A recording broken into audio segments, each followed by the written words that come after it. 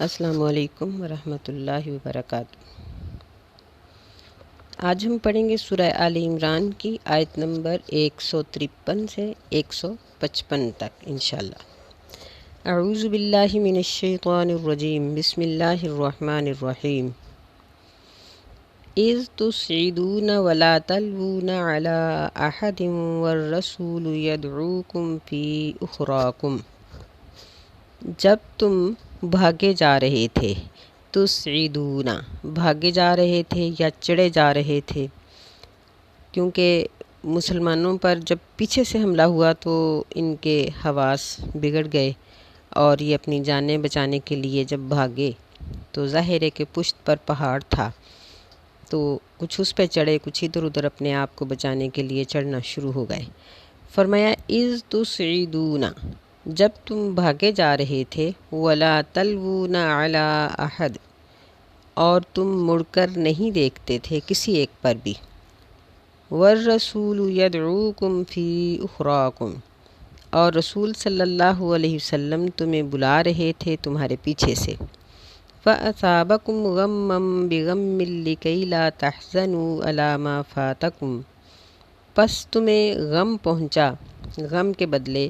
لِكَيْ لَا تَحْزَنُوا، تاکہ تم غم زدہ نہ ہو جاؤ اس چیز پر، ما فاتکم جو تم سے کھو گئی، ولا ما اصابکم، اور نہ اس چیز پر جو تمہیں پہنچی، واللہ خبیر بما تعملون، اور اللہ تعالیٰ اس چیز کی خبر رکھنے والا ہے جو تم عمل کرتے تھے۔ کل کے سبق میں اس بات کا ذکر کیا گیا تھا کہ جنگ کے لیے صفیں اس طرح سے درست کی گئی تھیں کہ مسلمانوں کے پیچھے احد پہاڑ تھا۔ مقصد یہ تھا کہ یہاں سے تحفظ ہوگا، پیچھے پہاڑ کی وجہ سے مسلمانوں پر پیچھے سے حملہ ہونے کا خطرہ نہیں ہوگا، اور پہاڑ کے درے پر 50 آدمیوں کو کھڑا کر دیا گیا تھا، جن پر عبداللہ بن جبیر رضی اللہ تعالی عنہ کو امیر مقرر کیا گیا۔ لیکن جب مسلمانوں سے غلطی ہو گئی اور مسلمان بکھر گئے تو یہ اپنے آپ کو بچانے کے لیے بھاگے، اور اتنی بدحواسی سے بھاگے کہ مڑ کر نہیں دیکھتے تھے، جبکہ رسول اللہ صلی اللہ علیہ وسلم لوگوں کو آوازیں دے رہے تھے کہ الیہ یا عباد اللہ، الیہ یا عباد اللہ، کہ اے اللہ کے بندوں میری طرف آؤ، میری طرف آؤ۔ لیکن مسلمانوں کی اس وقت حالت یہ تھی کہ مسلمانوں کو کسی بات کی سمجھ نہیں آ رہی تھی اور وہ بس اپنی جان کو ہی بچانا چاہتے تھے۔ اس وقت میدان جنگ کی حالت یہ ہو گئی کہ مسلمان اس طرح سے بکھر گئے کہ نبی صلی اللہ علیہ وسلم کے ساتھ صرف 12 لوگ رہ گئے، اور ادھر سے ابو سفیان نے جب درے میں سے گزر کر دیکھا اور اس نے محسوس کیا کہ یہ نبی صلی اللہ علیہ وسلم ہے، ویسے تو آپ نے خود پہنا ہوا تھا اور زرہ وغیرہ پہنی ہوئی تھی، تو لیکن اس نے کسی بات کی آواز سے پہچان لیا، شاید جب آپ آواز دے رہے تھے اس وقت اس نے اس آواز سے پہچان لیا کہ یہی محمد صلی اللہ علیہ وسلم ہے،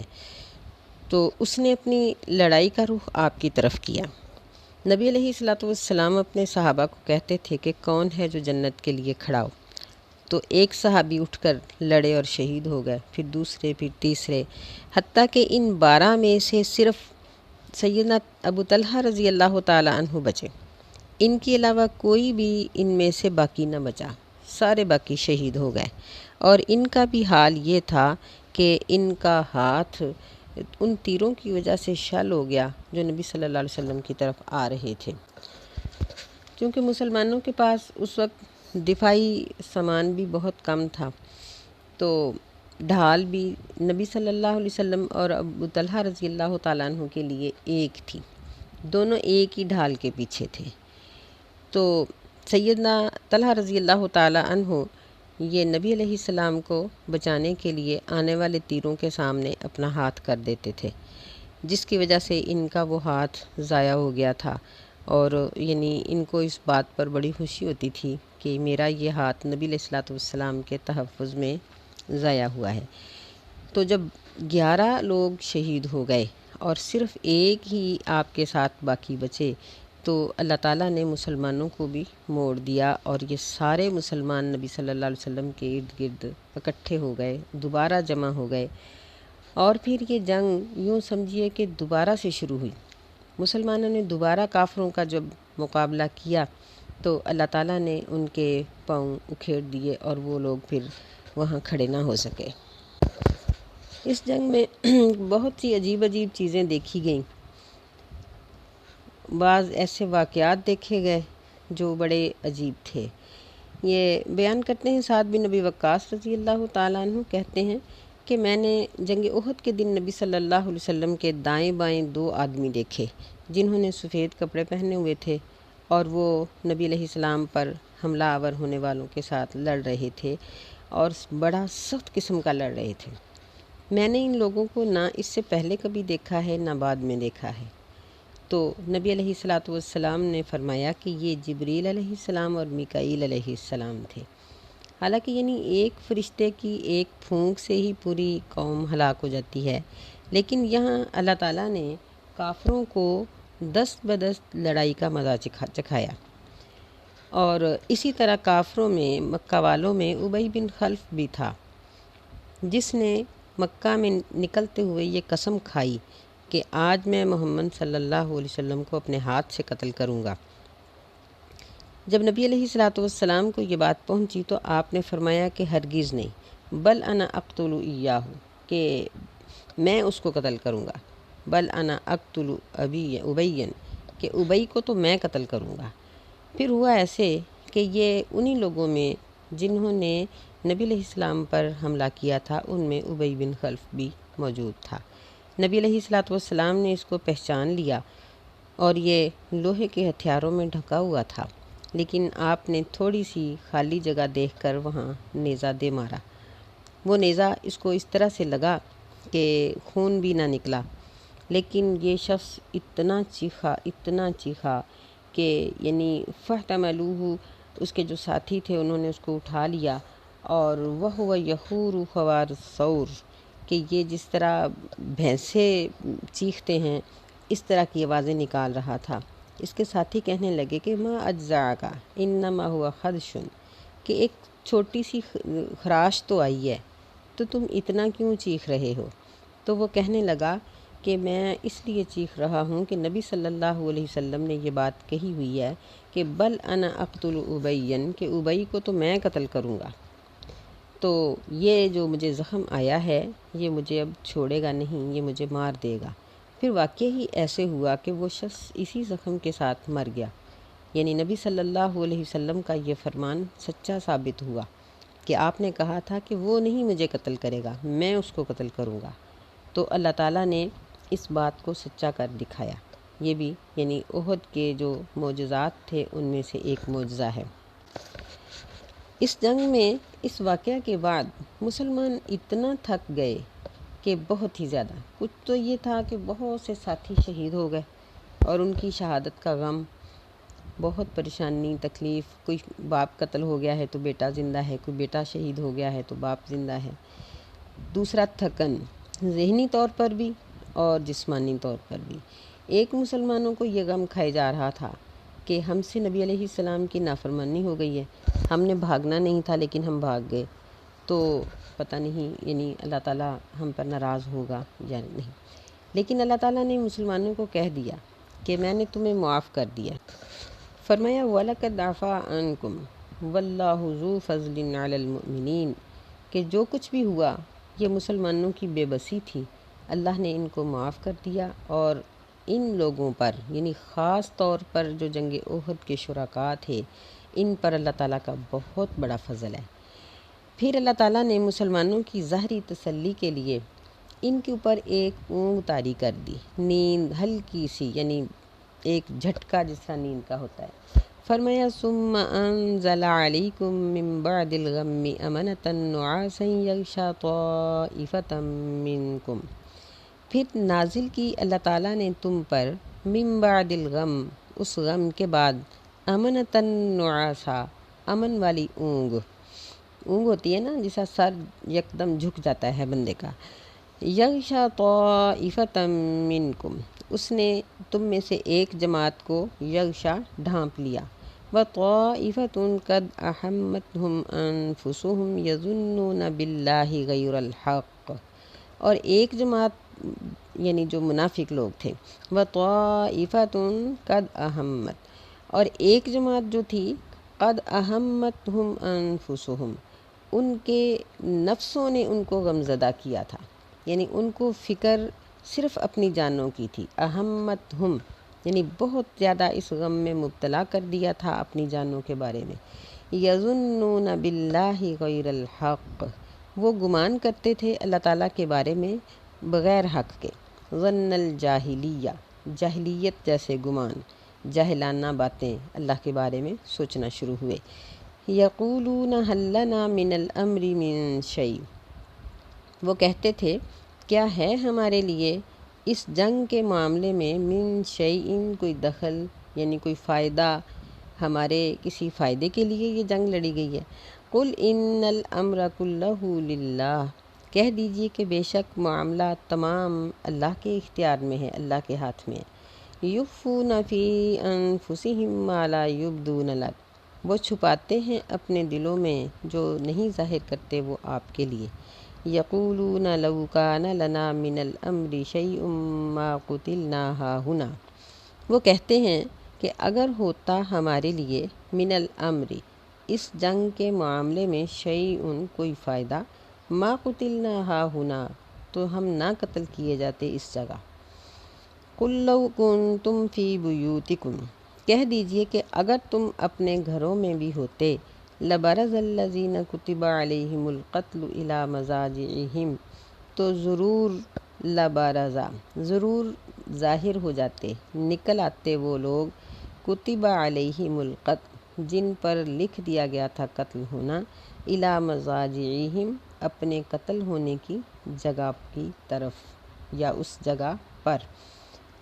وَلِيَبْتَلِيَ اللَّهُ مَا فِي صُدُورِكُمْ، اور تاکہ اللہ تعالیٰ آزمائے اس چیز کو جو تمہارے سینوں میں ہے۔ وَلِيُمَحِّصَ مَا فِي قُلُوبِكُمْ، اور تاکہ وہ اس چیز کو خالص کر دے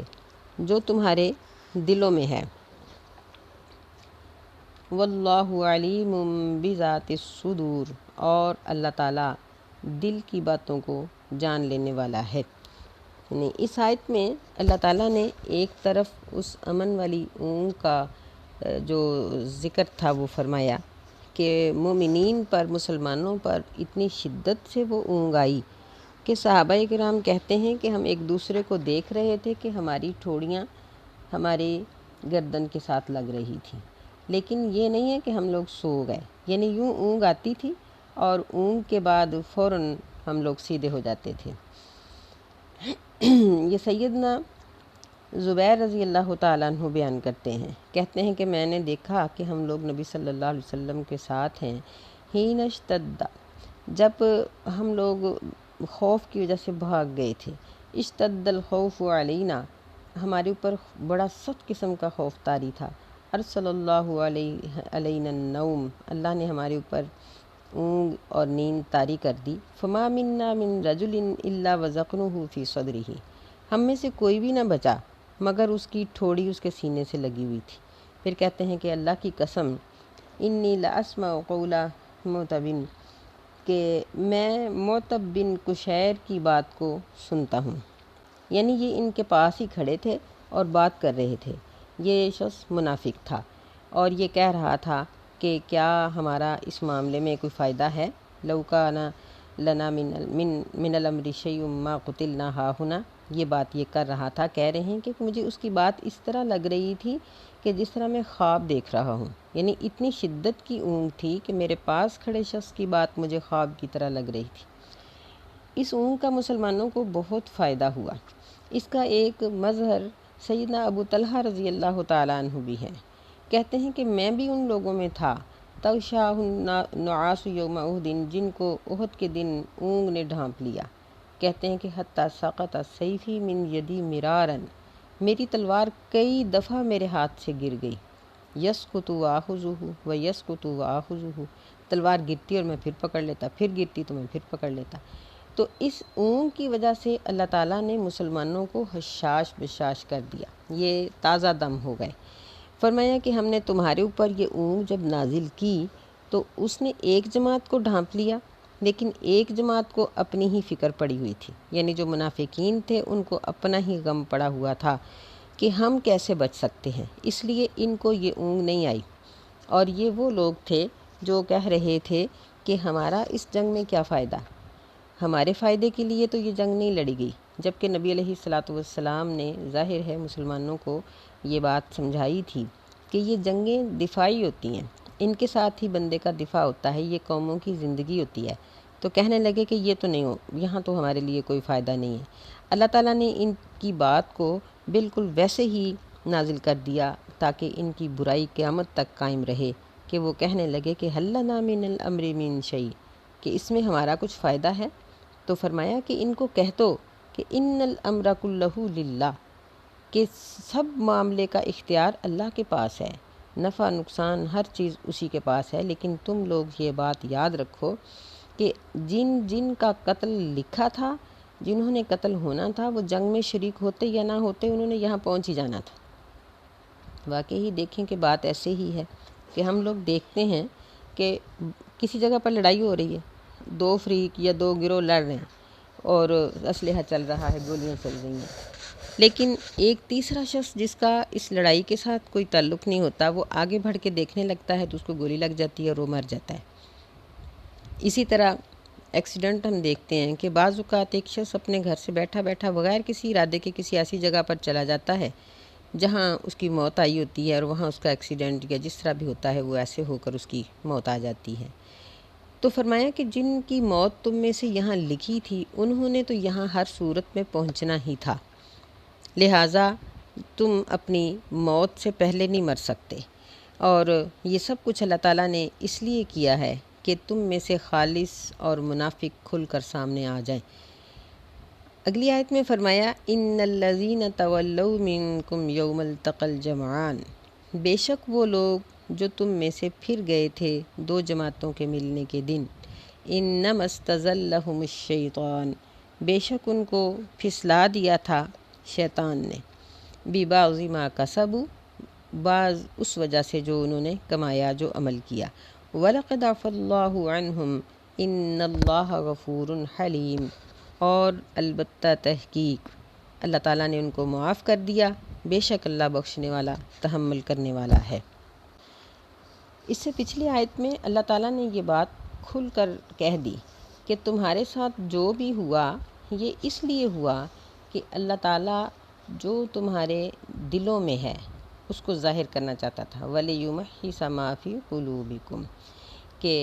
جو کچھ تمہارے دلوں میں تھا۔ یہاں دو باتیں بیان کی گئیں، وَلِيَبْتَلِيَ اللَّهُ مَا فِي صُدُورِكُمْ وَلِيُمَحِّصَ مَا فِي قُلُوبِكُمْ، کہ جو تمہارے سینوں میں ہے اس پر تمہیں آزمانا چاہتا تھا، یعنی اس کا مطلب یہ ہے کہ جو تمہارے ظاہری اعمال تھے، جو کچھ تم کر رہے تھے، اس پر اللہ تعالیٰ تمہیں آزمانا چاہتا تھا۔ وَلِيُمَحِّصَ مَا فِي قُلُوبِكُمْ، اور اس سے ما فی قلوبکم کا مطلب یہ ہوا کہ جو تمہارے خیالات یا وسوسے تمہارے دلوں میں چھپے ہوئے تھے ان کو بھی اللہ تعالیٰ دیکھنا چاہتا تھا۔ تو اس کے بعد پھر اس چیز کا تذکرہ کیا کہ جو لوگ تم میں سے اس دن پھر گئے تھے، جس دن کافروں کی اور مسلمانوں کی جماعت باہم لڑنے کے لیے ملی،